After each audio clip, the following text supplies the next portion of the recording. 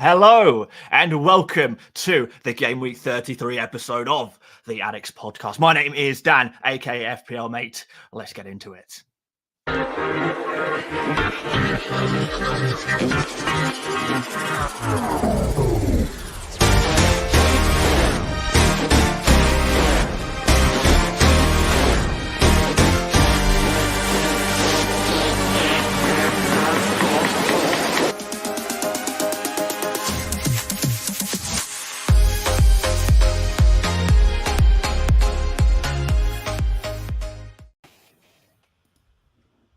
Good evening, good morning to you all, wherever you may be watching around the planet. We've got a bumper Game Week 33 edition of the FPL Addicts podcast with the usual panel, but also we are joined, some could say royalty, but some would also say a special guest. But more importantly, he is known to be your best mate for the 2023-24 fantasy season. We get into it. Firstly, I'm going to introduce very briefly Reedy.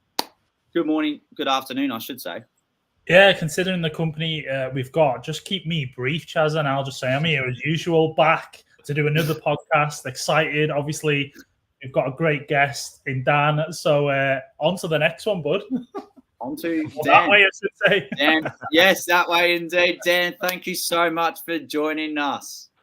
Thank you very much for having me on once again. It's been a while since I've been on the pod, but yeah, good to be back and getting stuck into some more FPL chat. Dan, how's your season been so far from an FPL perspective? Oh, it's not been my best year. We'll put it that way. It's been a bit of a slog. I think I've been ranked between 200 and 300k pretty much every single game week since like game week 7 or 8. I can't seem to move from this kind of area, but hopefully as we get to the end of the season, we've got some chips to play. Of course, things might pick up a little bit, but yeah, it's been a long season. It's been really difficult to make ground. Maybe it's the season of the template. Some people are saying that. Maybe could see why that could be true. Yeah, it's a fair point now, or it could even be the season of variety. What element do you feel has surprised you the most about playing FPL this season? Is it the variety of captain choices now week on week? Now we see that Haaland at times can underperform, or is it the burst of the budget enablers? I think definitely the budget enablers. He's driven a lot of people towards certain picks. I mean, how can you go without Cole Palmer at that kind of price? Even players like Saka and Foden at around 8 million, sort of towards the beginning of the season. You just can't not pick them. Okay, there, mate. that surprised you. It's not that surprising. That didn't surprise me at all. It's just that water came the wrong way around. I apologise. Yeah, we're talking about the Saka and Foden and Cole Palmer. That's going on the bloopers. Oh, shit. Sorry about that. Cool. Crikey. Oh. I tell you what, guys, that was not scripted at all. Without further ado, we've got to keep the show rolling. It is Game Week 32. Time to go over our teams and how we did. First, over to you, Dan. How do you feel that you went? 61 points for me in Game Week 32, which is a little bit below probably what you'd hope for. I don't know. It seemed like my week wasn't that bad, but I think a lot of people scored very high with the likes of Pedro Porro, who I don't have, and I don't even know who else I don't have that scored points. Foden not playing screwed me over as well. That was no good. Had to bring in Eze against Man City. Didn't really want to have to do that, to be honest, but yeah, annoying. And I got the goalkeepers wrong again. Neto outscoring Kelleher. Damn. But it could be worse. It could be worse. That's certainly not a shocker. Not too much of a shocker of a week, but could have been better. Reedy, how about yourself? Was it a little bit better than Dan's, or was it just another disappointment outing? A bit better. I mean, I did take a -4, so obviously 76 looks great, but 72. I don't know. At times, I find myself this season like thinking I'll make a move early, and then always regretting it. I mean, probably a lot of people in FPL and FPL community probably do the same thing. But I went on Gordon. I hate Anthony Gordon, and I brought him in. I thought, right, Alanga's got to go. Funnily enough, Alanga actually, I think, got like 4 or 5 points. He got an assist, I think. for this game week. But yeah, 72 is fine, I guess. I brought in Haaland for Tony, which actually worked out well. And then Neto, Kelleher. I think on some of these picks, like Dan was saying, the goalkeeper picking the wrong one. That's sort of the thing this season, is that you go with one, the other scores, and vice versa and stuff. So yeah, I think the happiest for me is the Van de Ven 11-pointer. I got him in on the wild card in 28. So, he got his injury and so on. And I was just like, I'm never going to get points from this guy, especially Spurs as well. They don't look great defensively, but he scored an absolute banger. And then Reguilon jam off the bench because Gusto wasn't in the squad. So that was my game week, mate. Dan, you got any quick thoughts when you're looking at this team? Well, Van de Ven was not a name I expected to see on a team sheet today, I have to admit. But you pulled it out the bag. Yeah, it's a strange one in a way, because I know people who've wildcard have gone with Adogi, and Porro was the flavour for quite early on in the season. And then people kind of put off by going back to Porro because he's gone up so much. Because I think Spurs blanked, didn't he, in that the week after the double game week, so 26. So people may have got rid of Spurs assets or Chelsea and so on. So I went with Van de Ven, and he didn't start out great, but obviously this 11-pointer's been a bit cheeky, a bit nice. As always, we've got to say hello to all of those that have decided to tune in today. And this comment probably came in about 20 minutes ago, and certainly before our scheduled time. Gary, good afternoon to you. Thank you, as always, for tuning in. Our number one fan, of course, in Colm Bugler, a Fulham fan and enthusiast himself. Morning, guys. Great guest. There you go. Big kudos. Hey. And look, about this. So there's been 2 of the last 3 game weeks where I've tried to press pick team, but it says permission denied. So I've had to sign back in as I'm about to show my team. So, that's looked grim as well. Straight into the podcast league of 6 members. Some had fair weeks. We'll go briefly through Rev. 64 isn't too bad. The one that stands out here, I know Dan knows Rev himself well here, but Dubravka 9-pointer is an interesting one. Dan, how relevant is Dubravka still these days in FPL? Because it's not that he's particularly fallen off a cliff, but he's just certainly lost interest. I think that it looked like he was too good to be true at one point. Newcastle flying defensively, and Pope gets injured. Dubravka at 4 million, or he might have even been 3.9 million at one point.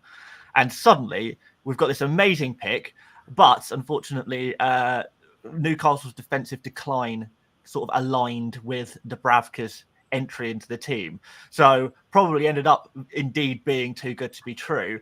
But more recently, Newcastle, despite all of these injuries, have somehow managed to regain a little bit of defensive form. I think they've looked a little bit better over the past couple of game weeks, and I think that's culminated in a clean sheet against Fulham. It was, right?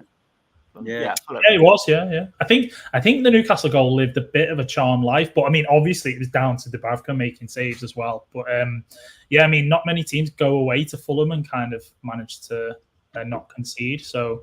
Yeah, this is Rev's team, isn't it, Chazza, you said? I'm really surprised he's not gone with one of his boys. He's not learned our Reverend, does he? Because he hasn't learned for 20 weeks, mate. The theme of this season has been for him, he benches Everton and he benches Newcastle, obviously sometimes both in the same game week, and he ends up with points left on the bench, and he's gone with Zabani over Branthwaite, which puzzles me a bit, but, hey ho, he's in touch with God, so I guess he knows better than most. Straight to my team very quickly, and in fairness with this podcast league, kind of just been up the top at first. There was a big threat during the Christmas period from Elliot, who went without Haaland. I somehow held Haaland just on the bench for several weeks and didn't really turn out all that well, but it's now to 84 points. But the second best, of course, is Reedy, who we've just seen before. Now, I love my backline. I think it's just absolute star-studded, the absolute governors. A clean sheet from Cher, but I have to admit it was quite jammy because Gusto did not play away at Sheffield United, which I'm quite surprised by. Someone got his assist, so did Palmer. Salah, look, got his goal. Same with Haaland, and the rest are just, if I can be brutally honest, they're just donkeys in this team. They really are. Outside of Phil Foden, who it started off with star-studded and really happy to donkeys. Like you change really quickly there, Chaz. I mean, the emotions of FPL, that's what tends to happen. We love them one week and hate them the next. Yeah. Dan, have you been surprised in terms of how much least amount of money we've spent on goalkeepers, and how also, because of that, has assisted with our budget spread through across the teams? Because it seems that Areola and Dubravka really dominated as our top two options. I don't think anyone really expected at the start of the season that there would end up being so many 4 million goalkeepers. I remember, going back to game week 1, there was kind of this thought: could Areola be starting ahead of Fabianski? Because Fabianski was the West Ham goalkeeper all of last season. So at 4 million, Areola, initial thoughts were, okay, he's going to be the backup goalkeeper. We quickly learned that Areola was the first choice goalkeeper. We then got, Pope getting injured and Dubravka comes in. We've got Alisson getting injured and Kelleher comes in. And it seems to just keep happening where this is pretty rare. We get 4 million goalkeepers that we can just rely on so much. So it's been a unique season with the 4 million goalkeepers. The last one I remember was Ben Foster for Watford a couple of years ago. That was a regularly starting 4 million goalkeeper. And that's, a 4 million Watford goalkeeper. This year we've got Newcastle, West Ham, and Liverpool more recently, which is it's a unique scenario. Not to forget Nottingham Forest, who had the Turner thing. And then signed about 4 or 5 goalkeepers. It was crazy, wasn't it? People brought Turner in, I think, at one point, and then it was like, he's lost his place now. So, he turned into a bench goalkeeper. Yeah. The person he lost his place to has now lost their place as well, which is quite crazy in Nottingham Forest. 3 different first choice goalkeepers throughout this season. Might even be 4. I don't know. They've had a lot. 2 different managers as well. Good point. Yeah, that Forest, and especially with that points deductions going on. I just think it's so crazy with a points deduction situation at the moment, especially with Everton now, Nottingham Forest, and it's sort of giving a half chances to both Burnley and Luton. Do you feel that's sort of ruining the spectacle of a Premier League in general, Reedy? I don't mean to spin it, just as a last caveat question for you, but just with all this going on, the men, they've got a great title race at the moment, the race for Europe. Do you feel that's just sort of tainted the season to an extent? I don't think it's tainted it, I wouldn't say, because I think one thing as football fans and as people who play this game, we've all been banging on about this. We just want a normal season. We just want a normal season. Like last year, there was the Queen's death, Queen Mothers, we had COVID. There was something else that went on, I think, for maybe even like 3 of the seasons out of the last 4. So we've cried out for that, and then we finally got one.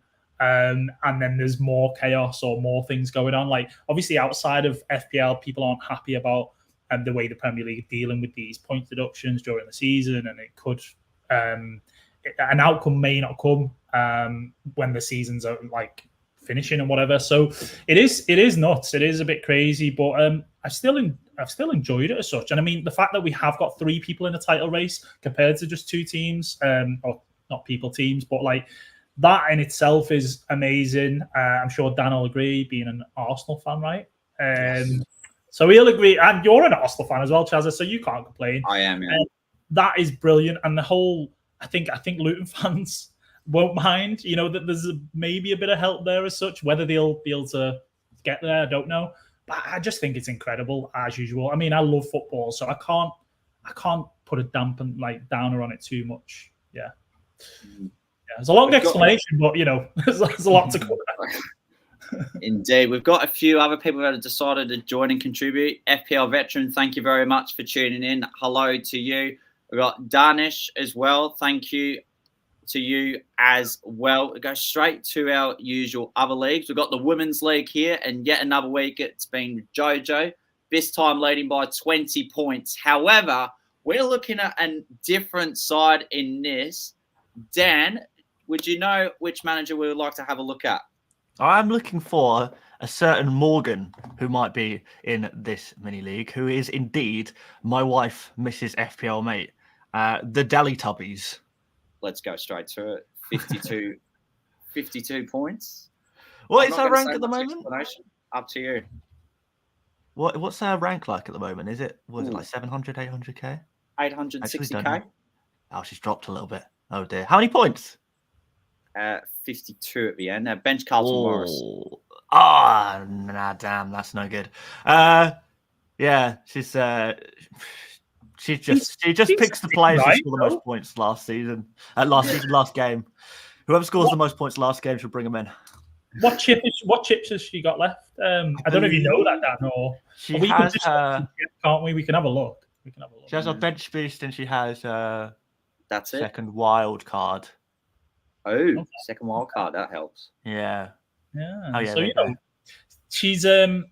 she's what you call it, got 3 Arsenal, things like that. Like obviously the double coming up. I know she hasn't got a free hit, but she's got a wild card, which is pretty interesting. You never know. You might find her a lot higher up in the league table come the end of the season, boys. I think she will anyway. I think she'll climb up. Yeah. You never know. Yeah, I think she's only in for like a couple of mini leagues, and your guys is one of them. She didn't even this is nothing to do with me. She's joined your mini league off her own back. Like, fair play. So it's clearly out there. Yeah. Dan, I know you do a series of videos every week. I'm not sure if those that may not tune into your channel, feel free to give a brief insight to those that are watching in terms of what videos you do this week, and more importantly, answer this first question: does Mrs. FPL mate watch your videos? To answer that question, the answer is very much no. She does not. I think she finds it just too cringeworthy to, I don't know, because I don't know, your YouTube personality and then your personality with your loved ones is often at least a little bit different. I don't know. I don't think she likes it. I don't think she likes that. Plus, she find them very boring, very very boring. Because we're like the FPL nerds, right? She plays it for a bit of fun, but she's not into the big nerdy FPL stuff. But 100 Experts video series is a video I make every single game week. I absolutely love making it, where I gather 100, highly engaged FPL managers and basically see what they're up to each week. Try and find some transfer trends, who they're captaining, if they're using any particular chips, what chip strategies they have, and we just get data every week and we try and present it in a nice way, a nice consumable way. Which game week did you feel that you were incredibly shocked by seeing some of the trends? Because I think it would have been a few weeks ago where there was a series of about 5 different captains. Am I right? Yeah, there have been weeks where we've had 8 or 9 different captains that different people are going for. I've not seen that for a while, though. I can't think of any specific week that surprised me too much. Actually, to be fair, no. One week that surprised me was, and it proved to be an absolute masterclass. I didn't see it coming at all. But do you remember the game week where everyone bought Heung-min Son? In the, it was probably game week 28, I think. Okay, after Villa? Yeah. No, before Villa. Was it before Villa or after Villa? I think it might have even been before Villa. Before Villa, I think. Yeah, I know that Spurs blanked in 26, right? And then they were back in. They had Palace. That was the fixture that I think people were maybe jumping on a few Spurs because they also played in 29, didn't they? In the blank. Yeah. So in that week, I remember Son. Nobody none of the experts that I kind of gathered the data from owned him previously, and the following game week, it was something crazy, 85% had bought him in. Overnight, which to see a player, usually when we see 85% of managers all bringing in the same player, it's like an Erling Haaland after he's just returned from injury, or a Salah when he's just come back from AFCON, not a Heung-min Son who has been playing the last couple of game weeks anyway. But it's just it was really surprised me to see so many people go so heavy on a player like that. But hey, it works out perfectly. He did really really well the following game weeks. We've got a compliment also too from, it's towards Morgan as well. She's the star of the deadline stream. There you have it. Yeah, she does. Yeah, she hops on for, if we do a long enough deadline stream, if we're doing a 2-hour deadline stream, we've got some time to fill. She come in and and I do a team, and then everyone likes the video. The chat goes wild. Just like, why do I even bother? I may as well just give her the YouTube channel at this point. You never get that, do you? Sometimes I guess when you're streaming, there's so many comments. Like it's hard to keep up with them. But like you probably had a few where they're like, "Bring the wife back down." Yeah, yeah. She is the star. Yeah, another video you do during the week early on, I would say it's actually a really good one too. It's the transfer tier lists as well. Does a lot of the community have a big input on that, or is that mainly from your perspective? Oh, that's the tier list video is like a video I usually do on like a Sunday or a Monday. So very, very early. And I pretty much just go on vibes and rank players on a tier list based on how good I think they would be for a transfer each week. But that's very much a vibes one. And then as we go into the week, further into the week, we go into more like stats and stuff like that. Just briefly before we move into the fixtures that we have got to lie ahead, just a quick look on the public league. 27-point lead for Jojo there. Looking quite competitive. You just don't know with 6 game weeks to go. Lots of chips being flied around. Anything can happen within a blink of an eye, especially with the variant swings in terms of captaincy. Dan, have you been impressed, let's say, in brief terms, by the variety of options for the armband, as opposed to the last 2 seasons where it's been very dominant by a Salah, a Haaland, along with a Tottenham's Harry Kane? It has been a bit of a variety, to be fair. Yeah. It's nice when you get it right, but my captain decisions this season have been absolutely shocking. So I kind of wish that it was just Erling Haaland every week. Then at least we'd all be suffering together. Because this season I feel like every time I go for like, I've captained like Watkins against Luton and Sheffield United, and he's blanked in both of those games, and trying all kinds of different stuff. Haaland has been disappointing at times this season. Salah has been a little bit off it over the last couple of weeks as well. So the variety, I think, is good for the game, but I have to say it's been terrible for me. Yeah, I have to agree with Dan, to be honest, Chaz. It is, as much as we love that, not headache, but kind of like having to pick between 3, 4, 5 players to captain in a game week. It does make it more fun and less boring having to pick the same player again and again, but it does make it a lot more difficult because that's when you see the swings. You know what I mean? If you don't get those captain picks, obviously depending on what rank you're at, but yeah, it just kind of hurts a little bit. You're like, damn it, got the captain wrong. Really back to the drawing board. Yeah, it can be. So I worked out this season, and my vice captains have scored something like double the amount of points of my captains have this season. So I'm getting it wrong. Like, these split decisions, I get it wrong over and over again. Super frustrated. I miss Haaland being captain every week, but it is probably better this way. And if it's the same next season, who knows? You might, you never know when you're going to be on the right end of things. Maybe it'll be slightly better next week or next season, or you never know. Yeah. Someone mentioned this. I'll only keep it very brief because we've got an agenda to get on with. But yes, it is actually true. I do actually contribute to Dan's video pretty much every week. But I genuinely just love the bombardment of the community, more importantly, especially when you need about 5 or 10 more. You get about 30 in the space of 10 minutes, which is quite insane. Does that surprise you a lot?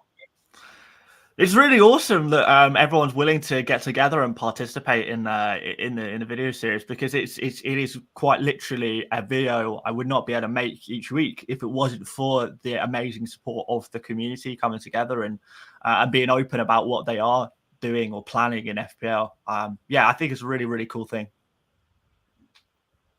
Reedy, fixtures time. What have we got to look forward to this weekend? Oh God, as you like to say, is it another bumper weekend? Of football and fixtures. One thing I can say, correct me if I'm wrong, I don't think we've got any more international breaks, right? No more. Hallelujah to that. Praise the Lord, whatever you want to call it. I'm just so happy about that. I think the last one was a bit of a joke anyway. I think it's like friendlies and stuff like that, maybe a couple of qualifiers or whatever. But maybe if you were Wales, you tried to qualify and didn't quite get there. But yeah, I mean, we've got some great fixtures coming up. The first one being Newcastle v Spurs. Can Newcastle sneak into that sort of like top 4 or 5. Who knows what the Champions League, how many Champions League places we'll have at the end of the season. At home to Spurs. Spurs are coming off the back of a win, obviously, against Forest. Newcastle against Fulham. And I think it'll be a great first game of the weekend, 12:30. I've got a couple of Newcastle players and obviously Spurs as well. I'm sure you guys are the same. Are you looking forward to that one? I don't think I have any players from those two. I saw your team not long ago. I think Chazza only put it there briefly, but I was certain you had at least one guy. I don't have anyone. No, let's not a sausage. Oh my God, no. No, hang on. Let me go pick team. Nope, nothing, nada. Oh my goodness. I mean, I guess we can probably discuss it later on when we look at your team. I mean, this is your team for the week, I guess, right? Yeah. But I suppose we can do it now. I mean, are you planning on getting any Spurs or Newcastle or not? No, I don't think so. No, dead ending into game week 34, so be looking to pick up another double game week player or two for game week 34, and then wild card in 35, and that's when the Spurs and the Chelsea will come into the squad. Yeah, I can see Eze. You've got Eze in there on the bench. He's ready to go. He's ready to go for next week. Yeah. All right. Well, fair enough. I mean, Newcastle Spurs, we can't have them all, can we? But on to the fixtures. Any sort of standout fixtures for you boys in particular, or related to FPL? Dan, you go first. Well, Man City versus Luton's got to be the headliner, depending on who starts. But I think we're gonna talk about that a little bit later, about Man City players, assets who may or may not be injured or probably yeah. But yeah, that's the standout one, isn't it? Man City versus Luton from an FPL point of view.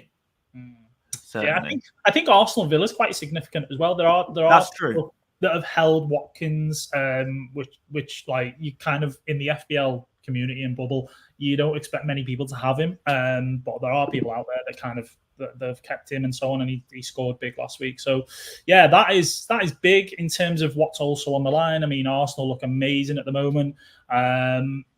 Bit unlucky maybe against Bayern in Champions League and so on, but Villa are also going for Europe, and it's Emery's old stomping ground. So I think that's a great fixture in terms of on paper, and for FPL, people own Arsenal assets. I know you definitely own Arsenal players, Dan. So yes, we'll be hoping for a return and a win for your boys, as well as you, Chazza. What do you think about that one, Chazza, Arsenal Villa? I think similar to Dan, it's just a massive game for us too, having come off what was a taxing first leg of the Champions League quarterfinal against Bayern Munich. I felt, look, some would say we were probably stiff not to win, but with our defence, it just simply came undone, which led to both of Bayern Munich's goals, especially in the first half with the penalty converted by who else? By Harry Kane. I think rotation would be important for this sort of game too, but the usual starters to start. We just have to win. It's as simple as that. But I agree as well. Double up Arsenal defence for some, significance for fantasy managers. My game of choice, I'm going Liverpool Crystal Palace, mainly because they've got 3 big stars who've just hit the training track this week in Alisson, Jota and Alexander-Arnold. The question is, who starts between that? Is any of, for example, Diaz or not Nunes, I think he starts, but anyone from midfield get rotated, which can put a bit of limbo for people wanting to select Liverpool assets and transfer them into their team heading into their double next week. Yeah. I think it's a little bit less. I don't know. We've got players coming back for Liverpool anyway. I mean, Jota's back in training, Trent's back in training, Alisson's due to come back at some point. So hopefully, I mean, I own Kelleher. I know you do as well, Dan. Hopefully we get one more game week out of him, but I don't expect it to have him for the double. But I think because we have Europa League compared to Arsenal, City, who've got that fixture again next week. It is next week, right? Is it the return next week? Yeah. I questioned myself then. But yeah, so I feel like maybe Liverpool might be a bit safer to go with like your Diaz's if you wanted to bring someone in for the double and so on. Whereas, I don't know, maybe there is rotation for the likes of City and Arsenal with those Champions League fixtures kind of in the balance, really. They're not done yet. So, yeah, that's my take on it. Reedy, the transfers ins and outs heading into this game week. I think for once in a good while, there has been a massive spread in terms of the players that people want to go for. Yeah, Cole Palmer still people bringing Cole Palmer in. Just crazy. I mean, he came off early as well. Actually, I don't think I mentioned that earlier. I captained him this week, but like I'm sure many people did. And yeah, he kind of got subbed, which I found really weird. I know we'll have presses coming up, but I thought may have been injury related. So yeah, De Bruyne is another one after a massive haul. I mean, I guess, Dan, we're used to seeing this sort of thing, aren't we? Reactionary, knee jerk, like people just whoever scores the most points last week. Yeah, yeah. So that doesn't surprise me. And I mean, in terms of players transferred out, is Son a surprise one, guys? I mean, I think people, the hype towards De Bruyne is what is causing people to sell Son. Son's, got an assist last game, blank the game week before. De Bruyne has just got, how many points was it? 15-pointer, something like that. Yeah, I think it was 18. 18 it was. 18. Wow. Yeah. There you go. After bonus to 18. Incredible. So I think, a lot of people who are maybe more reactionary FPL managers will say, well, Son has just scored, a blank and a single assist. De Bruyne has just got all of these amazing points and he's about to play Luton, whereas Spurs play a red fixture in Newcastle. Whether Newcastle should be a red fixture is another question. But it's the reactionary stuff, isn't it? Those kind of transfers. Yeah, that is true. I am taking Son out, so I don't know why I'm like is it bad thing? I'm only doing that because I haven't got a free hit and I need a doubler for 34. So I'm going a bit not a bit early, but like a week basically early. I'm bringing in Diaz for Son. That could hurt me. Obviously, Son's ownership is I think he's still pretty high, within the game, but obviously it can be rank dependent and so on. So that for me, I think I just want an extra Liverpool, and I think that Newcastle at home is a little bit slightly better than being away, and that's all I'm taking my chances on basically. So yeah, I think for these, I'm in full agreement with Dan in regard to Son, especially and you, Reedy. I think the other thing is depending on chip strategy too. I think if you don't have any chips and you're just trying to field as many doublers as you can and do the hokey cokey, I could see the reasoning behind Son being out. We've got a question here from Danish too, is should I sell Son for Diaz? I personally feel it's dependent on chip strategy and the team value that is tied up from Heung-min Son. How much of a role, I'll go first to you, Dan, then to you, Reedy. How much of a role does team value play now in the back end of the season? I pretty much ignore it, to be perfectly honest. I'm not really too interested in team value. Everyone, you at the end of the season, you remember your rank and your points, not what team value you had at the end of the season. It gets reset to 100 anyway after that. So, yeah, it's nice to have it. But usually if you're doing well and you're picking the right players, team value will come naturally anyway. That's true. Exactly. Yeah, I agree with Dan. I think it's getting to that stage where you're more focused on when to play your chips and obviously like the doubles and things like that. So, all right, you might be out from getting the player you want, but I think you're going to be pretty close to the team that you want and need kind of for these or this very back end of the season. I think another aspect I'm quite surprised by is a genuine massive hokey cokey on Ollie Watkins. He's got Arsenal away coming up when he was injured by mass sells of him, and then a second week of mass sales, and then he just scores 2 goals. No, so we want him back in. He's got no doubles. Dan, in this case, are you genuinely surprised by how big of a fluctuation has been week on week since game week 30 on this man? No, again, it's reactionary, knee-jerk kind of FPL managers who make up the majority of the player base. They will see the big haul from Ollie Watkins and they'll say, okay, I've got to buy him.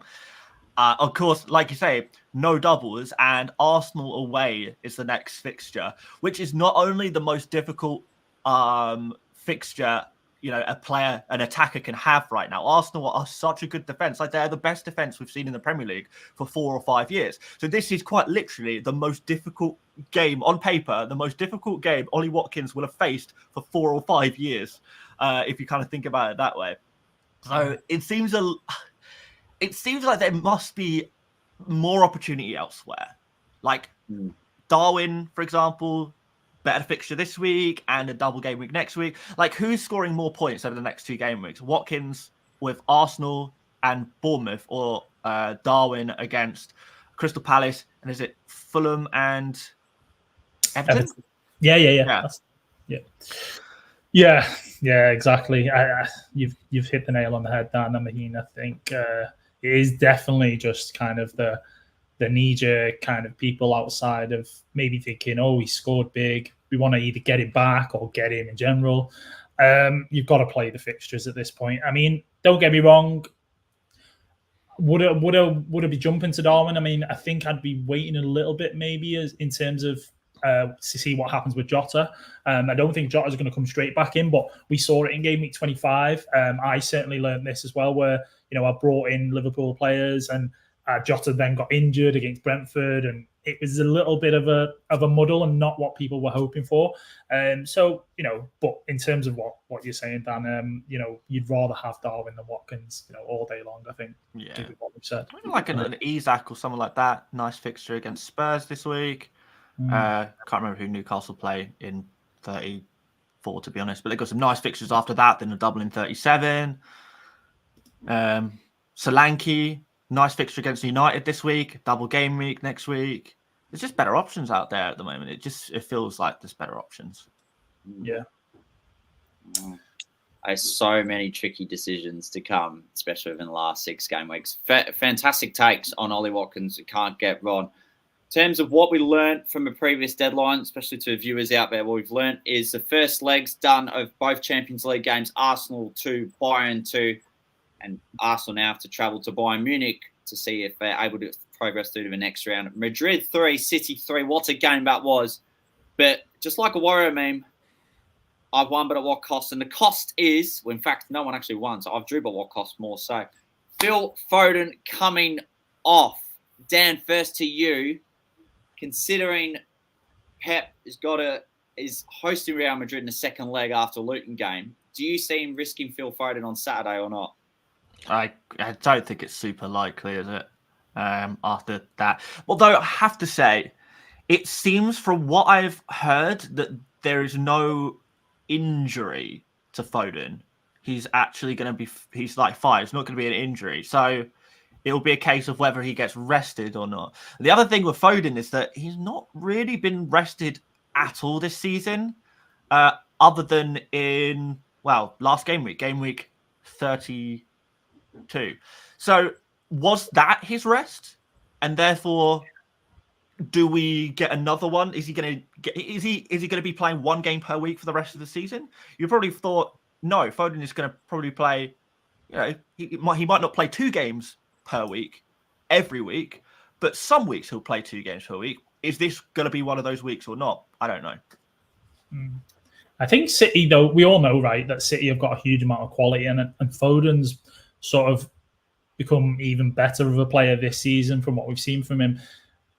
At home to Luton, like, I know Luton are fighting, and given what we've said about points deductions to Everton and Forest and so on, you just don't see Pep.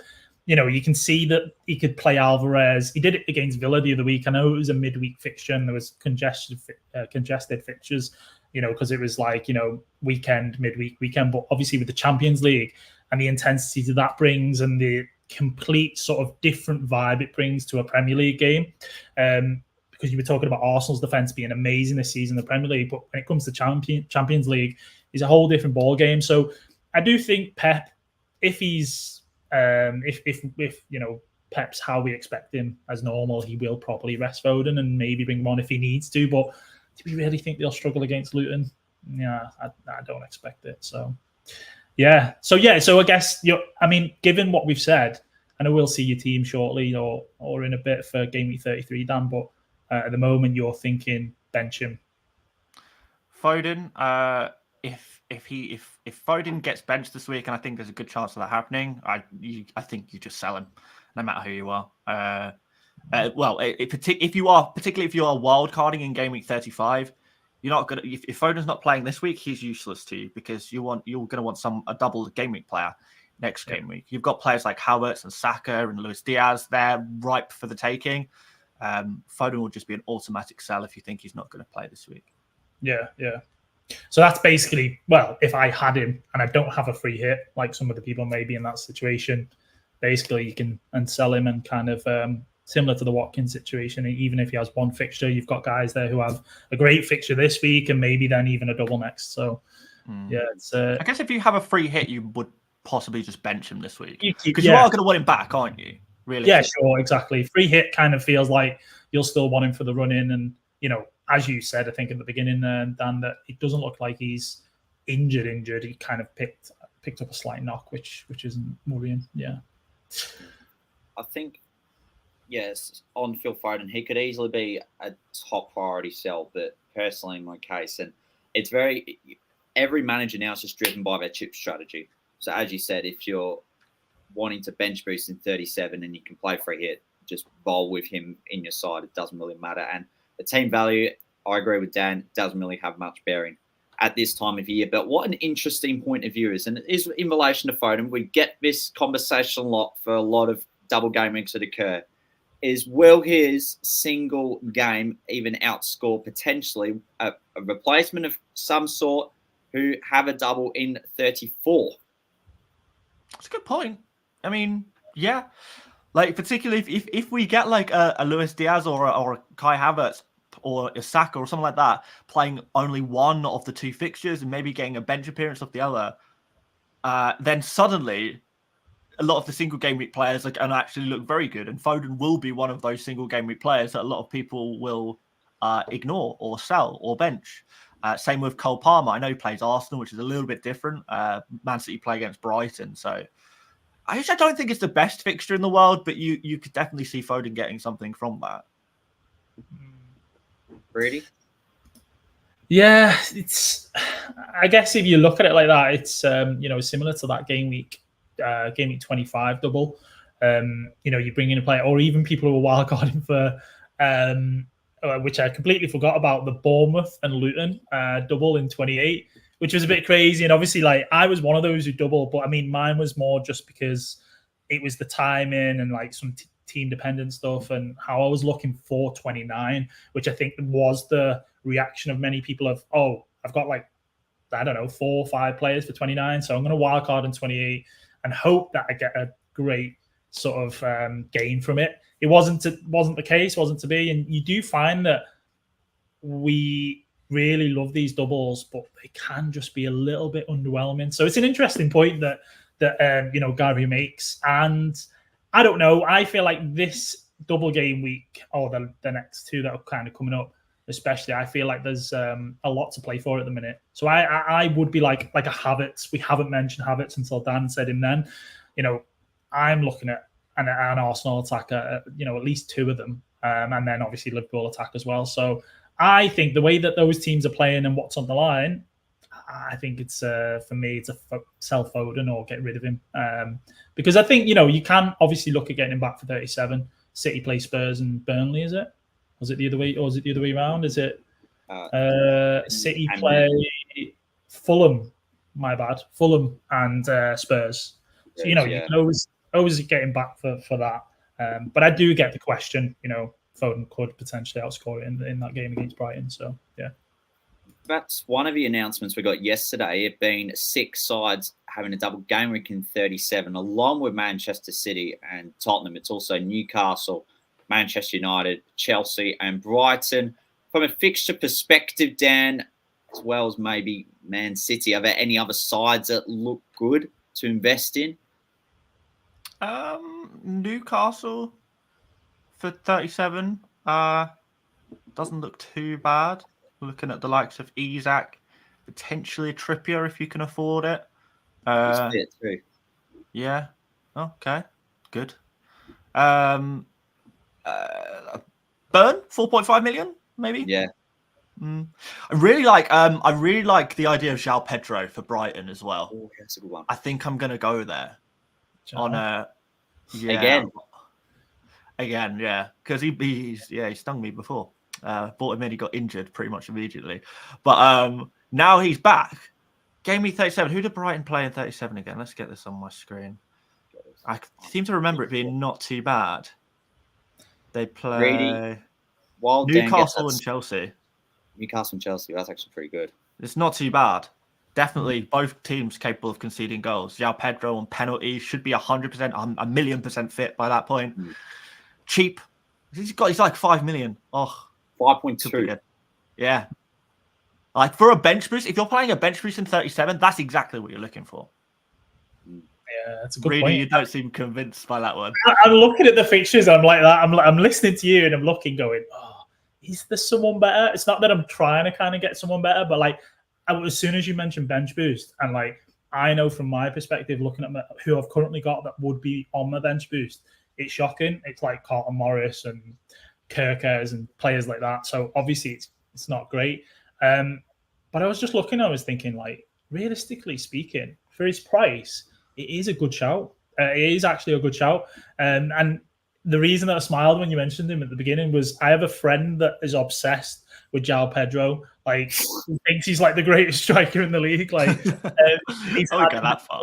Yeah, exactly. Like, he's had him before and stuff, and he's literally like, now he knows he's coming back. He was like, I'm going to get Joao Pedro. You know, should my moves this week be Joao Pedro and someone, or Haaland and someone? And most people are like, what are you doing? Just get Haaland.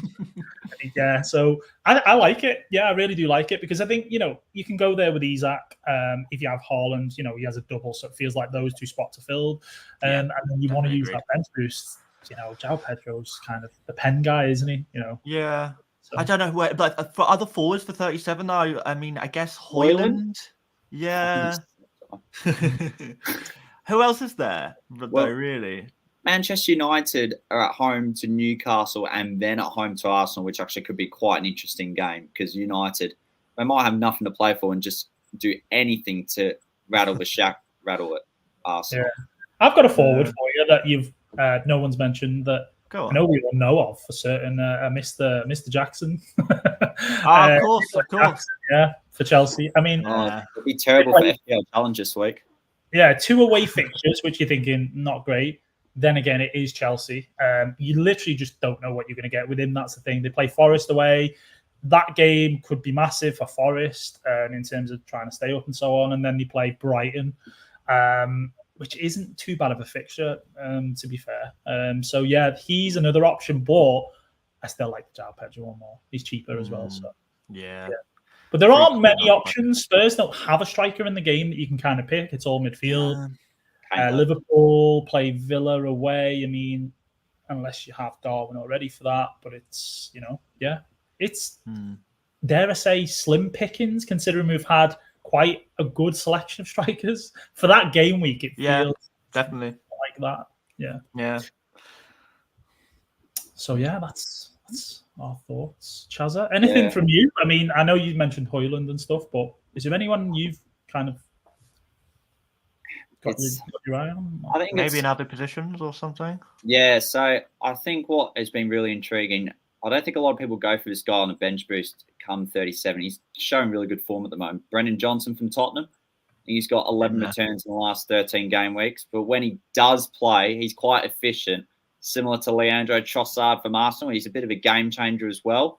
He's probably taken over mantle from James Maddison. Since Maddison's come back from injury, he's looked completely a shadow of what he once was. Do you feel that's a fair assessment on Brennan?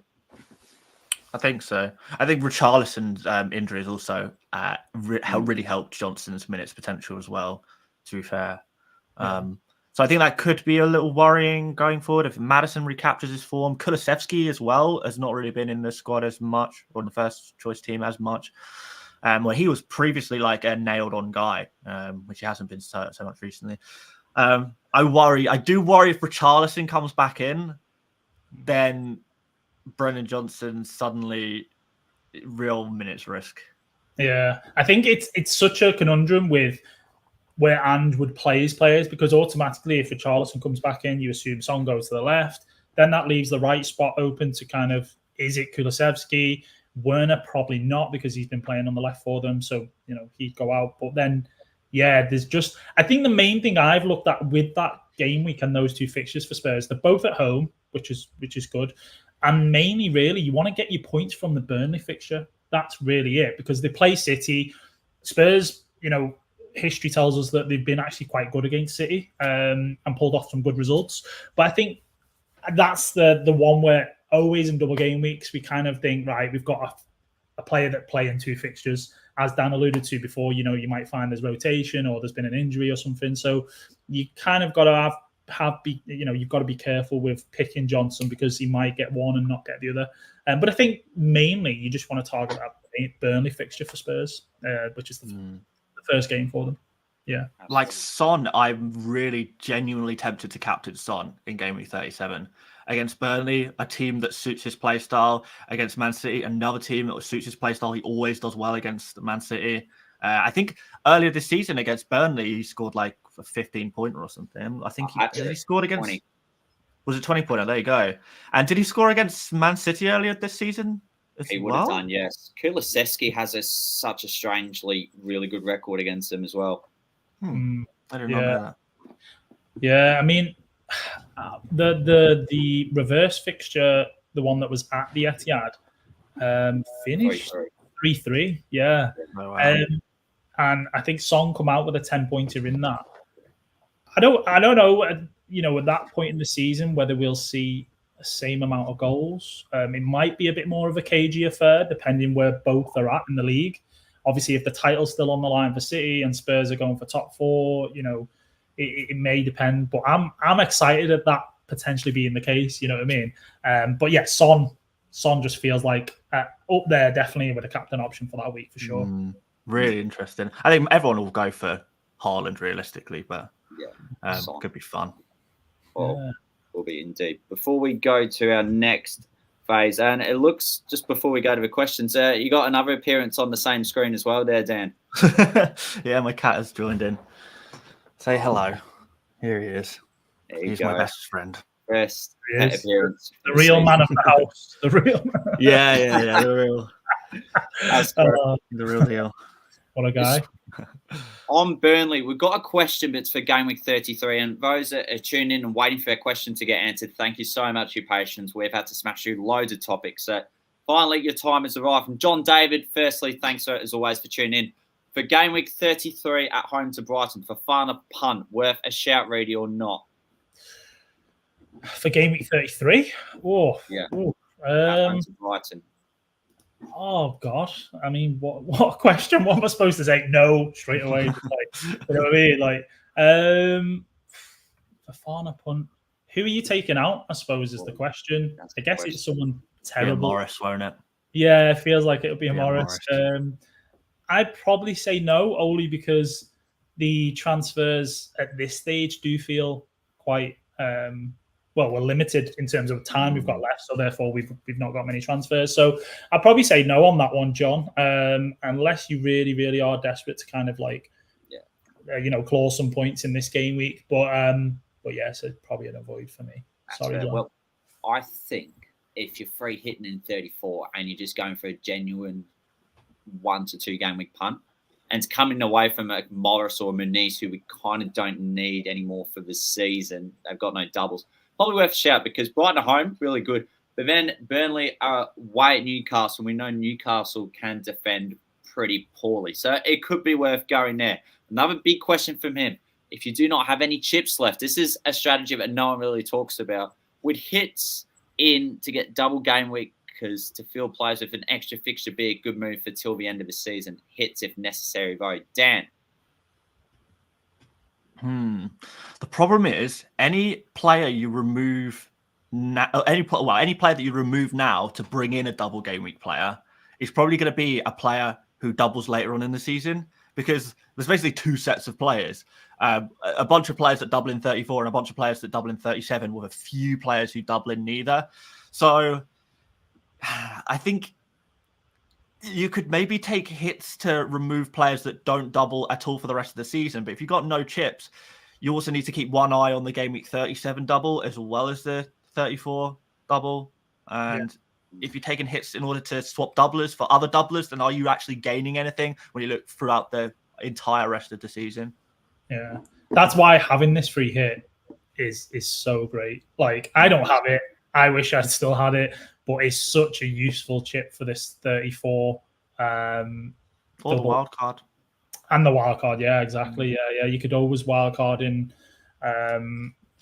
possibly 35. I don't know whether people maybe do it this week. I know there are some out there that might wild card this week, but yeah, this week or 35 and so on. But yeah, if you don't have the free hit, it's a juggling act, isn't it, Dan? And I mean, you are going to end up taking multiple hits because, you know, I'm in a situation where I've got to be careful that I'm bringing in Arsenal players or Liverpool, and then I know for 37 that I'm going to want City, you know, Spurs and so on. So yeah, it's a bit tricky. Yeah, it's really difficult if you don't have chips left at this stage of the season.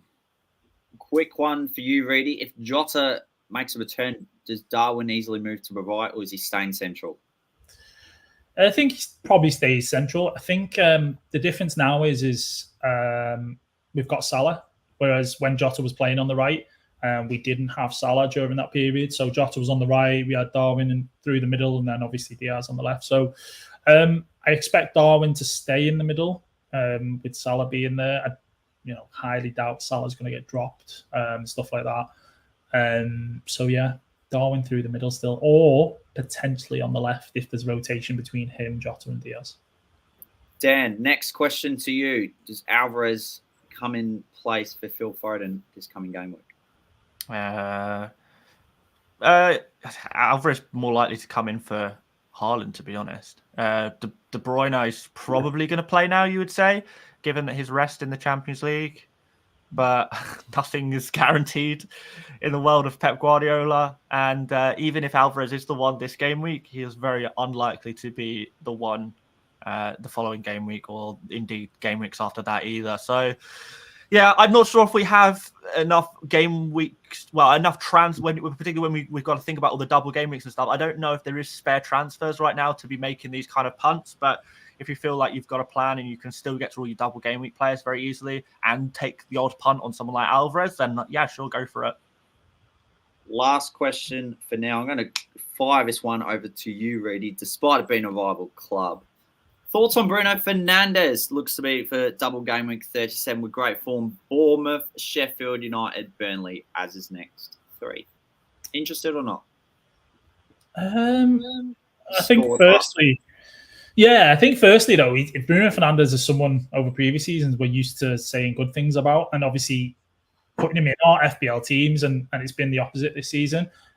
Great goal, obviously, against us, unfortunately, last week. But I think you have got to potentially consider him. I think more if you're, if you're free hitting or not, because the fixtures are actually still good before they're double. That's the thing about United. So how much is he at the minute? If any of you get this right, I'll be amazed. I mean, I don't know how much he is. Is he 8? Should be 8 point something, shouldn't he? 8.2.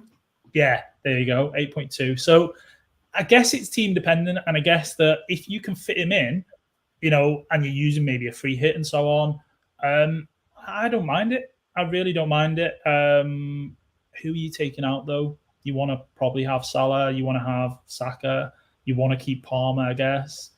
There's not many slots, but if you can get him, I mean, over the last 4 game weeks, he's got 11, 2, 8, and 9. So, with the fixtures that United have coming up, Bournemouth, Sheffield United, Burnley, Palace, not a bad, maybe, what would we say, differential, Dan, at this stage? Yeah, he's not old, not highly owned, is he? So, yeah, I don't mind that. Don't mind it. Yeah, if you're free hitting in game week 34, though, surely. If you're not free hitting in 34, you probably look elsewhere. Yeah, exactly. Yeah. I think so. Fantasy Challenge, a new game format that would have been established 5 game weeks ago. I'll start off with you, Dan. Have you given us a go or not? Yeah, well, I'll make a quick 10-minute team. It's become a bit of a thing that I don't look at it all week at all. I don't even know what the rules are each game week typically. But then when I do my deadline streams, we usually wait half an hour after the deadline for the lineups, the official lineups to come out, and then we look at the lineups before wrapping up. And during that time between the normal FPL deadline and the lineups are released, there's half an hour to kill. So in that time, at the moment, we're usually doing on the YouTube channel, just going through doing a bit of challenge stuff for half an hour. But that's literally the only time I'll look at it throughout the whole week, to be honest, just that half an hour slot. Reedy, have you got a team for this coming weekend? It's a shocker one. It's more like a Nicholas Jackson Darwin Nunez game week, because if it's red card, -8, yellow card, -5. Got a team or not? I have done a team, and you know what I did? I auto picked it, so I ended up. Chris, I ended up with. I've just this minute took brought Haaland in. Sorry, for like Chris Wood or something. As you can see, Brereton, Diaz, McBurney. I mean, do you know what? For an auto pick, they did all right going for Arsenal guys. And I know that I think the thing this week is like try and avoid yellow and red cards, which is one of the weirdest things I've ever kind of seen concepts on a game. I know some people are trying to kind of just go against that and do the opposite, see how much minus points they can get, which does seem more fun. I'm not going to lie. It really does. Yeah. So, I mean, this is it. Auto pick, as I say. I might then look at it again before the deadline and just try and have a play around with it. But yeah, not really paid massive amount of attention towards it. I think when you're looking at, the proper game, as we call it, like you're more focusing on where you're finishing in mini leagues and rank and what moves you can make there. So, and I know for Dan as well, I mean, the content that he puts out, this is almost like the back of your mind, isn't it, Dan? Yeah. So that's me for this game. We'll see how it goes, I guess. I've got a team. I took 2 minutes, and to be honest, it was nearly a symmetrical version of copying someone else's team. Look, it's mine. Ray and goal. You know the rest. Chris Wood for a laugh. Isaac up top because he's a governor. And, yeah, that's about it. Honestly, I don't really... but one in game week 34 is terrible as well. If she's picked someone from promoted side, you get double points. Oh, my God. So we're all going back to that thing of Luton. Burnley, Quadruple Luton. Oh, don't get... Wait, what week is that one? Is that game week? Game week 34. So it's when Sheffield That's United... double game week? Yeah, Sheffield United have a double game week. So even though your Luton Town and your Burnley players get double points, they only play once. So you may as well pick double game week players anyway. Yeah, just pick 5 Sheffield United players. I don't know, Brereton, Diaz. Pick a bunch of Sheffield United players and then Liverpool and Arsenal and ignore Luton and Burnley. Yeah, pretty much. I mean, you could go with a couple of Burnley, I guess. I mean, for Farmer, I think John was asking before about that. If you want to go for him in challenge, that sounds a little bit better. So maybe, but oh god, yeah, it is a bit backwards. You make a good point there, Dan. It seems a bit like, oh wait, you've got double game weekers for really good teams, but you're going to pick the bad teams of single game weeks. Yeah, it doesn't make any sense. Yeah. Other than Sheffield United, that's the only team worth picking from there. Mm-hmm. Weird stuff. Discussion-wise for this installment, Dan, I wanted to get to your trends from yesterday's 100 Experts video. And if you guys have not watched it, please do so, because there is some fantastic information that Dan is able to collate and engage a lot of community members into this video. So please check it out. On the transfer trends section, where you go through how many transfers are each of these experts making. And it's 39% making one transfer, 31% of managers making 2 free transfers, 4% making 3 transfers or more, which means hits needing to be taken, 25% are rolling, and one of you, or maybe both, briefly mentioned about wildcarding this week, 1%. Now, Dan, in your case, are you surprised by these numbers, or did you feel more were going to wildcard in 33?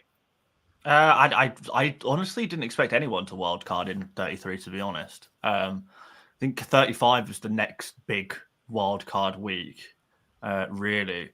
So I didn't expect any. 1% is about right, because there's always, when it's 100 people, you're always going to get an outlier that you might be surprised by. What I did find very interesting is I kind of looked at the chip strategies of the experts, and those who are free hitting in Game Week 34 are more likely to be making far more transfers this week. So if people free hitting next week are going crazy with transfers this week, but people who are not free hitting next week are maybe being a bit more reserved, a lot more rolling their transfer, looking to go into Game Week 34 with 2 free transfers to maybe maximize their double Game Week players like more immediately in Game Week 34. I think that was pretty interesting. Before going to our sides, as always, we want to give our major shout out to our big sponsor, Bonus Bank. Bonus Bank being Australia and New Zealand's best side hustle, where you can make a guaranteed profit from bookmakers by taking advantage of our promotional offers. They have easy to learn tutorials and software that does the hard work for you. It's free to sign up, and you can also upgrade to premium membership. Use our code FPL Addicts to receive 25% off your first month. They also do the probabilities for you. The side is more likely to keep a clean sheet. Unsurprisingly, this weekend is Man City on 53%, and the asset likely to score is, of course, Erling Haaland. He may be a popular armband choice, which we'll get to in a few minutes' time. He's at 65%. Now is the time that a lot of people have been tuning in for the special guest team reveal. Dan, you've pretty much given your team for what it is. Is there any other additional information you wanted to put on top, or any moves you're thinking even for next week? I am in a bit of a predicament, and we have a Foden-shaped problem, I think. If it looks increasingly likely that Foden is not going to play, I think I'd just sell him, and I'd probably go for Kai Havertz because I've got one available Arsenal slot.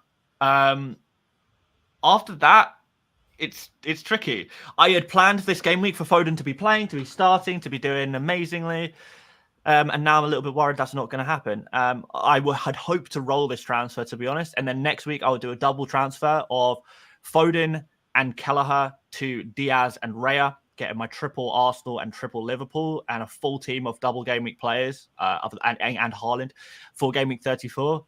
But yeah, the Foden thing might have screwed over that plan a little bit. But in fairness, I really like Havertz for this game week. I think Aston Villa, I've been watching their games, been looking at their numbers as well. Really, really weak defensively at the moment. They're putting up some of the worst defensive numbers in the Premier League, and they've just lost Douglas Luiz through suspension as well. So big opportunity, I think, for Arsenal attackers. Could be a blessing in disguise to move Foden to Havertz. I like it. I really do. Same with you, Rudy? Yeah. It's a little bit frustrating, the whole, you had that plan and now we don't know what's going on with Foden. I guess that's the thing, isn't it? You pick between Arsenal or Liverpool. But I like Havertz. I do like the Havertz pick. I don't think there's much between him and, say, like a Diaz and so on. So, like, Arsenal have a good fixture at home against Villa, as you said there about Villa's defensive stats. I mean, same with Liverpool. We play Palace at home, who aren't great. So some might even say it's a coin toss on that one. But I would go for Diaz, by the way, if I didn't have Kelleher. Oh, God. Taking up my third Liverpool. Of course. Otherwise, I would just do it. I do this myself, actually. I keep forgetting I've got Kelleher, and then I go, yeah, I'll bring a third. I'll maybe bring Darwin in. Oh, no, you can't. You come up. Yeah. So, yeah, I forgot that, of course. So it's got to be the Arsenal guy, basically.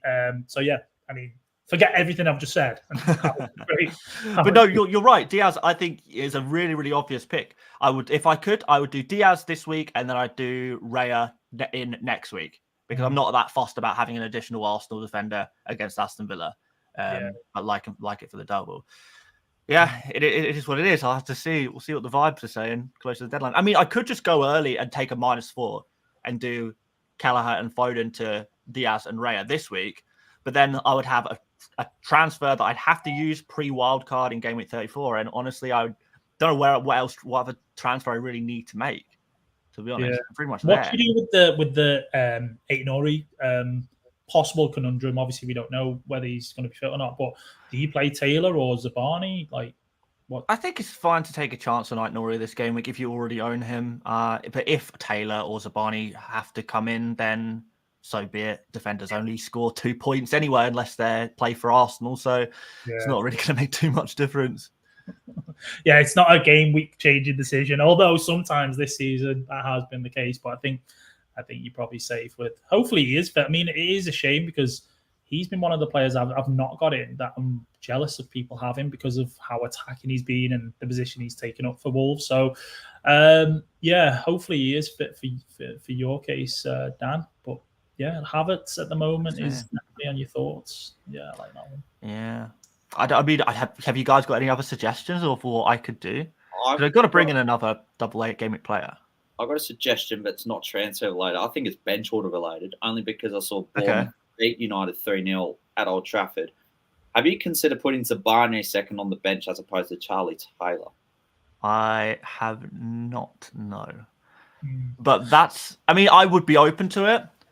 I've got another suggestion, which you'd be more open to, Dan. Go on. You support Arsenal.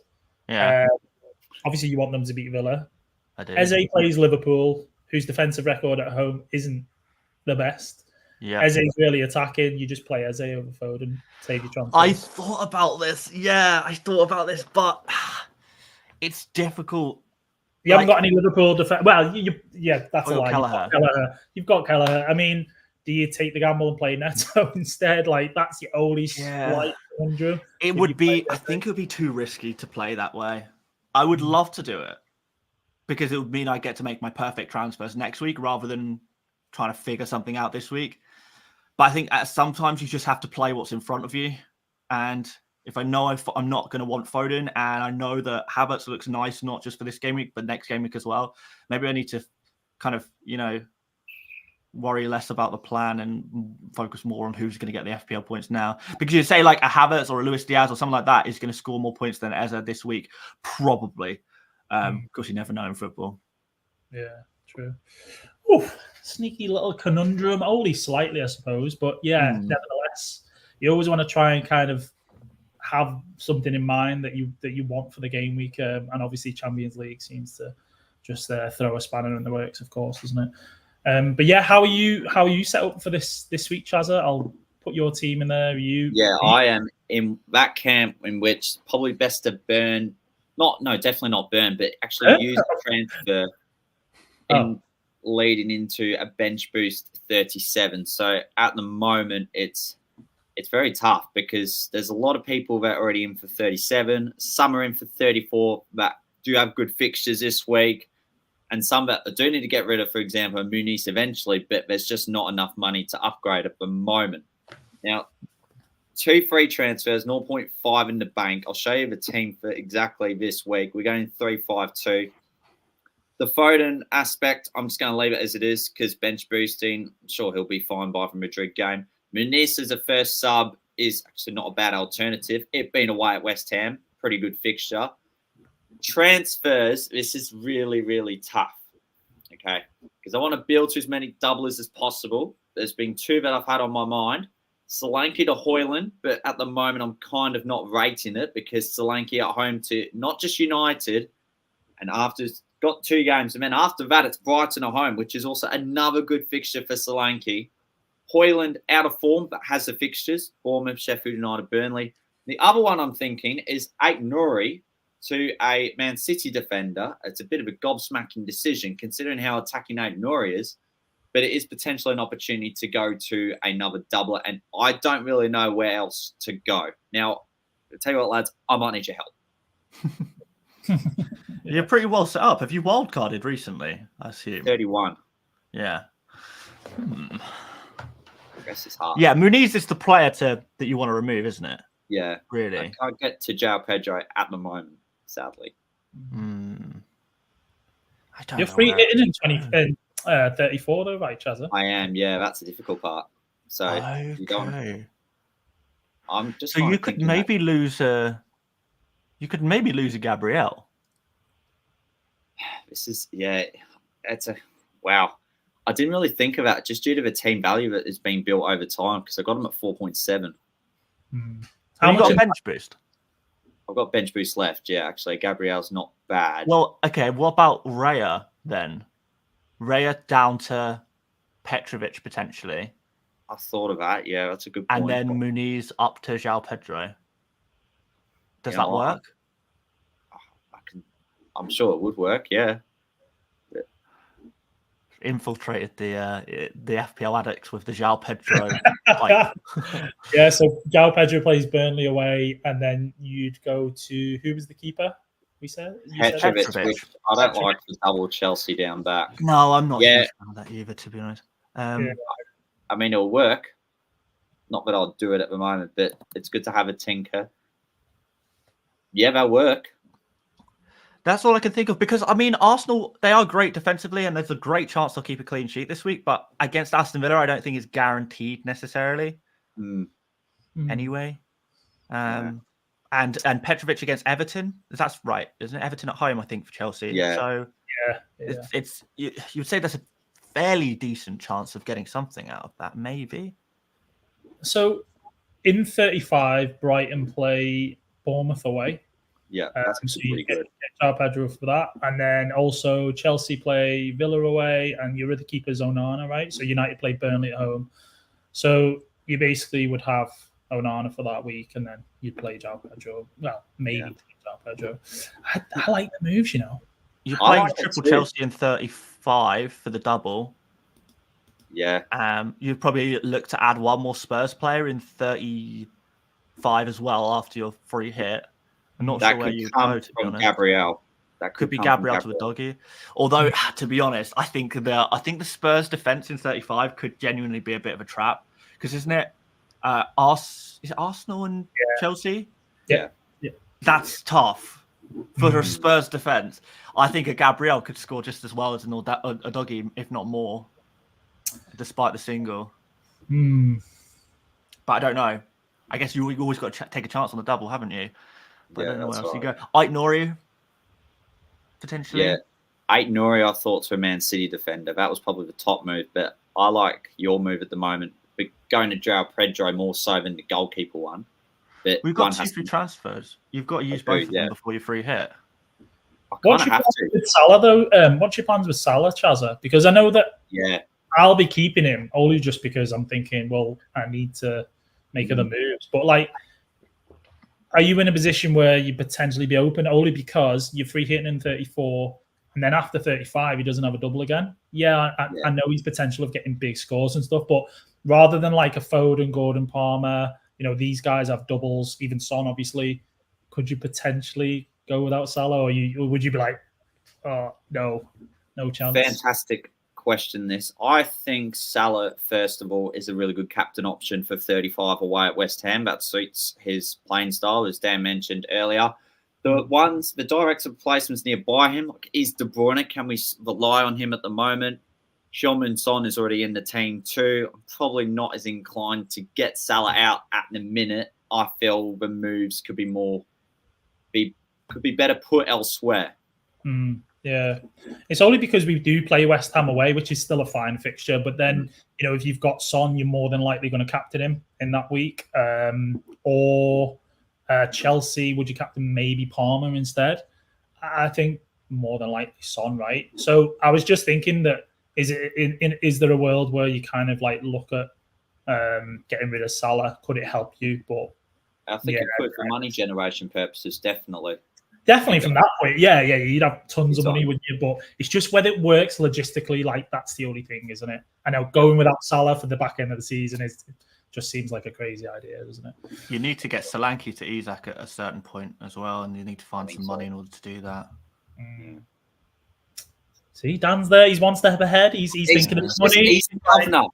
I mean, don't get me wrong, and in case people are reading it, I'm not actually anyone's best mate for the 23-24 season. That's Dan, because he is your best mate for the 2023-24 season. My name is Dan. Welcome back to another video. Yeah, you're in a conundrum, but you know what? I think considering we could have spent ages looking at that, for Dan to just kind of like pop out with Petrovic and Joao Pedro, I don't think there's many out there. Who else that you kind of look at and go with? Yeah. You've got time though, Chazza. It's a good problem to have, because your team is well set up, particularly with your free hit. To have 2 free transfers going into this stage, it's nice. That's right. All right, Reedy, is there anything else that I might miss before I do my huge segment, which, just letting you know, is Captain's Squad? 5 options this week, just letting you know, and a big curveball. Just my teammate. It's all good. We can come back to it after Captain's Squad. No. Let's do your team. You were winding it up then, weren't you? Ready to go? I'll fly through this pretty quick. I mean, it's self-explanatory. I think I've got 10 home players for this game week, which is great. Son is the move I'm thinking of making, just 1 free. I could obviously roll to next week, but I'm going to see how the game goes tonight because we play Atalanta in the Europa League. Depends what team Klopp fields and so on. So I am thinking Son to Diaz captain. I've got it on Salah at the minute. It could be Haaland. And that's pretty much it. I mean, I think, Reguilon hopefully does points again for me. That'd be great. This will probably be the fixture where he doesn't concede 3 or whatever. But bench is looking a little bit shaky-ish, but I'm happy with the 11 in general. What do you think, guys? Morris still there? He is still there, yeah. Doesn't get many minutes, like, from my team point of view, but he's still just sat there. I mean, I am looking at taking him out at some point. I can't remember who. Could end up being. I've got a suggestion for you. Not Joao prize. Yeah, I mean, like, for that move, actually, I think, what is he, 5 million now? So what have I got in the bank?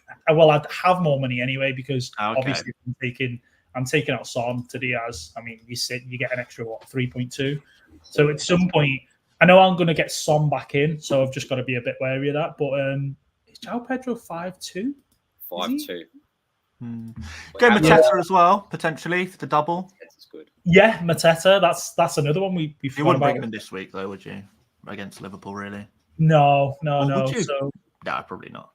Yeah, no, probably not. I mean, it is either roll for me this week because, I mean, Son against Newcastle is actually fine. It's fine, isn't it? It's okay. Yeah. So I could roll, and I was just maybe thinking just do Diaz this week, and then I think it was get Havertz in next week.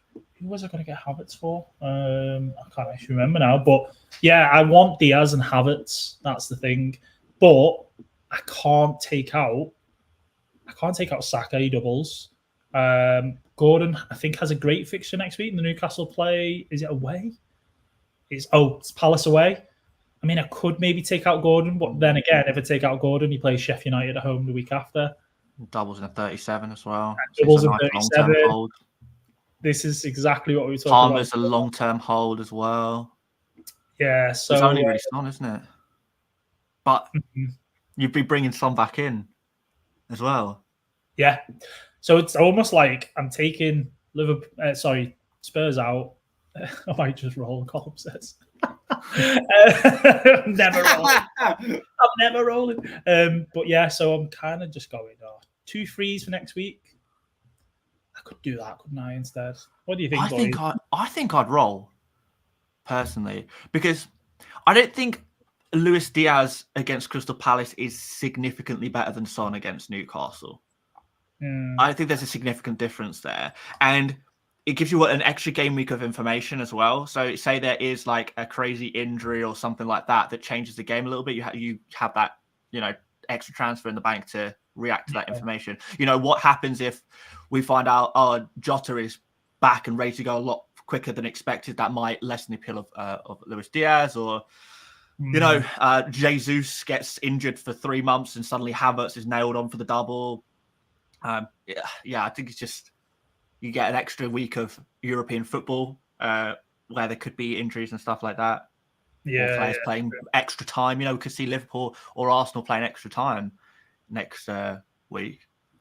Yeah. I think I would get the extra information personally, but the move is good though. The move is good. The move is good, I think, but I think it's like, do I need to do this move? And the answer is no. You don't need to do it now if you don't want to.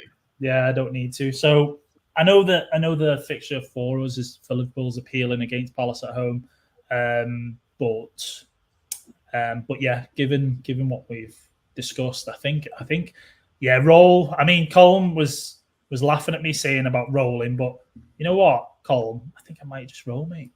I might just take Dan's advice and roll. Yeah, so that's me set for this week. Anyway, back to you, Chazza, on Captain's Corner, because I know that's a lot more important and people want to hear about that.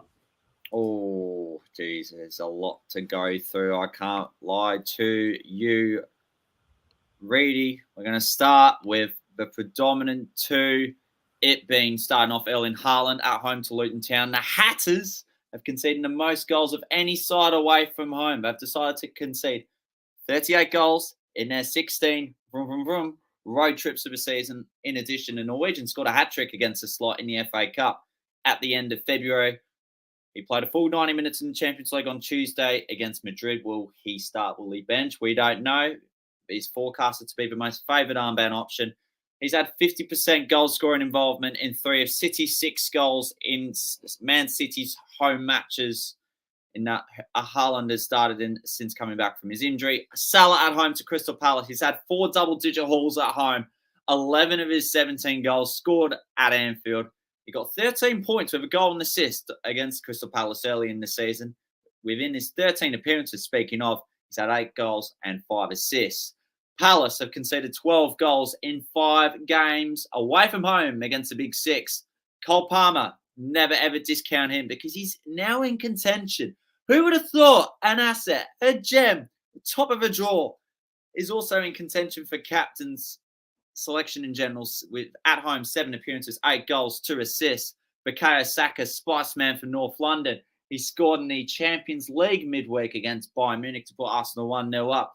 However, he holds an incredibly abysmal record against Aston Villa with only 2 goals and an assist in his 9 appearances against them.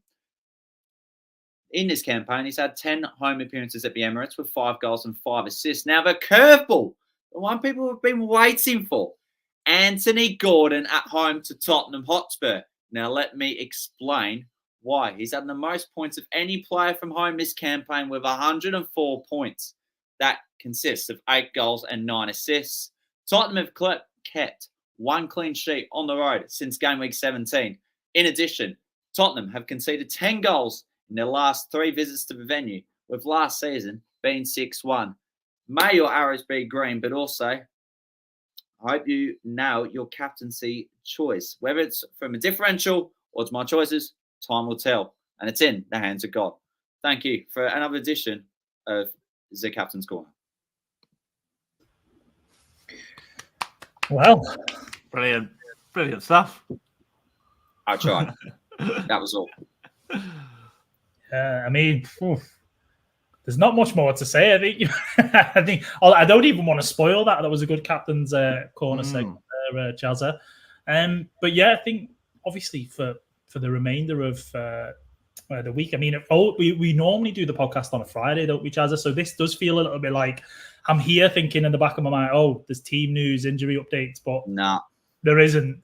And obviously the deadline's not tomorrow, it's the day after. So we've still got obviously a bit of time to decide on what to do and stuff. But yeah, anything else you want to mention or discuss, Chazza? Any questions for Dan or any questions that we want to go through in the chat? Well, I think it might be worth going through the chat, any last minute questions. But instead of the team news, we did very well this week. We just got Dan's wisdom about why we should get Joao Pedro into our team. So that's actually not bad for what it's worth. He's going to do so badly now. This is going to go so wrong. I can feel it already. One thing I did want to ask you, Dan, I suppose, is what team is that shirt that you're wearing? It's been on my mind the whole time, and I was thinking, is it Netherlands, Germany? Is it? No, this is Wanderers FC, which was one of the first ever football clubs ever. The one of the classic like boarding school teams that used to compete before football as we know it now existed. But yeah, there were an old like a boarding school or university team. One of the first ever winners of the FA Cup. One of probably the best team of the earliest football era. Their football club unfortunately folded and then relaunched a few years ago, and they brought out this shirt. I thought, so it's like a same style as the original ones they wore back in the 1800s, and There we go. There we go. Wow. Wondrous. Absolute heritage then, isn't it? Yeah. I'm guessing, this is way back in time, is the only way I can kind of put it, well before we were all around, yeah? Yeah. Let's do a quick Google. What Wanderers? How do you spell that?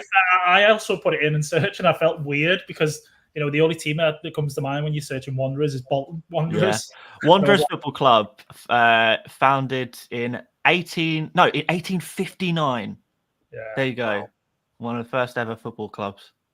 Yeah. Amazing, absolutely amazing. I did not expect that though, Chaz. Like I was saying, I don't know why in my head I was looking at the badge and I was like, oh, it's got the 5 stars or whatever. Oh, could it be? If you look at the badge, it's kind of got a Netherlands kind of vibe to it, hasn't it? Yeah, with the lion, yeah. Right? I was a bit thrown off because I was like, wait a minute, it can't be Netherlands. Like, but yeah, what a top, mate. I'm sure, like, one of the good ones of many that you've got in your collection. But yeah, I think did we ask you who you captaining this week? I know we've just had captain's corner from Chazza, but who are you going with this week, Dan? I think I'm on Haaland at the moment, but I'd probably stick with that, to be honest. Yeah. Unless it looks like he's not going to start. I would love to captain Foden, but I don't think that's looking very likely anymore. What about you guys? I'm going Salah mainly because there was this time 2 seasons back where Dan had a superior season, and then Salah got his hat trick at Old Trafford, and then how does your quote go again? It was so legendary, Dan. It's like, if you made this decision ... then you have to be accountable for your mistakes. Is that right? I actually can't remember it now. Yeah, I know exactly what you're talking about though. The comeback a better manager. Comeback a better manager. Yeah. What? So you don't want that to happen to you then, Chazza? So you're going with Salah. Go with the. I'm going with Salah, and if he bangs, then I'll just pretty much copy and paste, put it as my own tweet, and then see what happens. Yeah, why not? Yes, Salah maybe. I think Haaland's obviously. The thing that puts me off about Haaland is everyone's slating him at the minute just because he just scores goals and he does nothing else. Basically, and he looks like a terrible player when he doesn't score. I mean, if De Bruyne and Haaland are playing this weekend, we know what happened in the cup game against Luton. Absolutely tore them apart. De Bruyne was just playing through balls for fun for Haaland. So that is a factor with De Bruyne getting his rest in the Champions League. And Salah, I mean, yeah, okay, he's looked okay lately, but has he looked like someone who takes people on like he used to? He almost looks like sometimes he'd rather put a pass to someone else than actually like kind of take people on or maybe shoot and so on. So it is, I think it is pretty close. I mean, closer than what you think, especially the De Bruyne factor, KDB factor, and if Foden's out, because De Bruyne just kind of like comes into the picture then. So mine's going to be a last-minute decision. I'm going to go either Salah or Haaland. Yeah. Before wrapping it up officially, Dan, is there anything you'd love to give a plug on or even a mention to the community that may still be tuning in? Can we give a plug to the FPL Addicts podcast? If you're not following or subscribed already, make sure you do it and leave a like before you disappear as well. There you go. We'll plug the Addicts. I was going to say, does Dan need to even plug his own channel, Chaz? I mean, you realise how many subscribers and viewers and some people still plug their own names, even though if they're famous. So don't just take that off. One other thing I did want to mention. I mean, this is only quickly and briefly. I was potentially looking at going to Fest this year. I know they've changed the location, and I actually met you at one of the Fest, Dan. We probably talked about loads of different stuff. Maybe even Granit Xhaka was the subject of conversation that night. Which, I think I was slating him, and look what he's doing at the moment at Leverkusen. Albeit the German league is a little bit easier than the Premier League, but yeah. Anyway, I may take some of that back. But yeah, I can't make Fest this year. Is that something that you're going to this year? Yeah, or? I'll be there for sure. Yeah. It's great. And the new location looks really nice as well. And it's going to be so good that they're going to be actually showing the first game of the season as well. Because I felt like that, it defeated the whole purpose of Fest. You turn up as a fantasy fan and then don't even get to watch the football. But hopefully it's going to be different this year. Yeah, I think that's it. Watching the game, the Wi-Fi issues that people are happy about. So that's great that you'll be there. So anyone that that is tuning in that isn't going or doesn't know about FPL Fest, I know Chaz is itching to jump in. But so as I say, maybe get a ticket, go along. You can get to chat to Dan, have a beer, whatever, and just the whole excitement of the first day of the season as well. Go ahead, Chazza. Go ahead. Well, massive thank you to you as well for sharing tonight or this afternoon's video, Dan, because we've managed to reach a maximum. I think it's a record for a channel. 835 people watching this. No way. Yeah. That's sick. Wow. I know. Congratulations, guys. That's sick. That's kind of sick just to hear three men waffle about FPL and why we should bring Joao Pedro into our team. So it's actually okay. It's not bad. Yeah. I mean, I think there's no other way than to wrap up on that note, is the Chazza. I mean, that's it. Absolutely made up to have you on today, Dan. Thank you so much, Dan. I really appreciate the amount of time you've devoted from your usual schedule too. No, it's no problem at all. If you want me back, just shoot me a message. I'm happy to come on a few times a season. If you want me, of course, only if you want me. Yeah. I'm sure you've got other people you probably want to get on as well. But always happy to support what you guys are doing. Really, really appreciate what you guys are doing. And Chaz, you've kind of helped support the 100 Experts series a lot recently, so it's the least I can do. No, mate, you're very welcome. It's just a pleasure to be a part of. And I think I don't really want to compare about the other major content creators because I think everyone is exceptional in what they do, especially their work behind the scenes. But what does stand out, Dan, I think probably because of your mindset, is that you want to find a way to be as engaging as possible within the community. You want to try and bring people together and their ideas and see what you can take out of it yourself as a manager. Yeah. We're all learning to become better FPL managers, no matter how much experience you have. So it's always great to see what other people are up to and hear from different voices in many different ways. Which is why podcasts like this are so important as well, because you get to have a chat, talk to some other people, get some different opinions, different people with different perspectives. Yeah, it's great stuff. Indeed. All right, ready? Well, that does it from us for another week. We'll be back next week for double game week 34. It's going to be a bumpy edition with so many games to go through. What's our final message as per usual? Oh, something like eat shit, Jack. Yeah, eat shit, Jack. All right, guys. Catch you later. May arrows be green. See you later.